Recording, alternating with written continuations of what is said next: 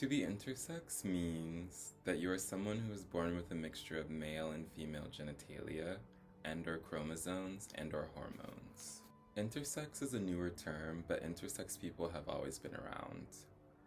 Hermaphrodite was the official medical term coined by Victorian male doctors in the early 1900s, but now the term hermaphrodite is considered offensive by some.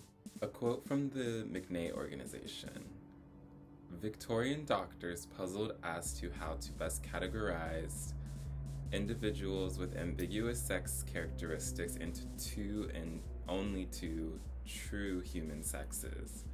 And early medical literature obsessively focused on how to transform ambiguous sex characteristics into ones that were visibly, clearly male or female.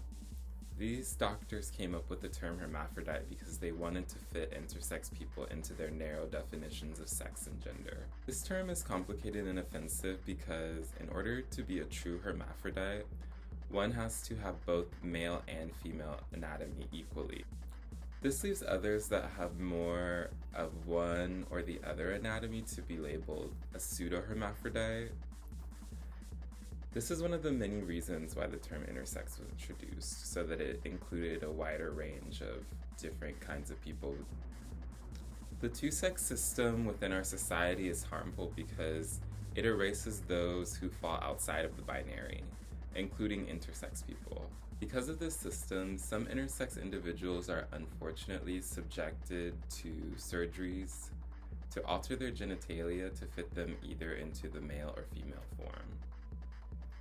This usually happens at birth or near puberty, and intersex activists have been trying to put an end to this form of mutilation.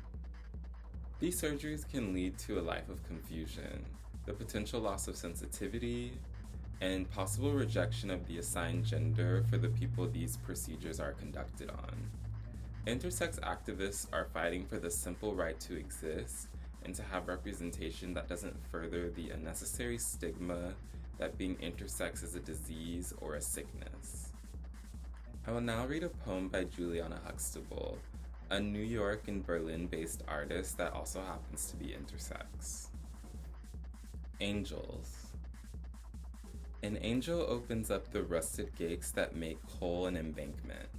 The angel flutters with the force of corporeal figures whose power inspires a slippage of fear to panic the vibrating souls of doctors, lawyers, priests, and biologists who cut away wings.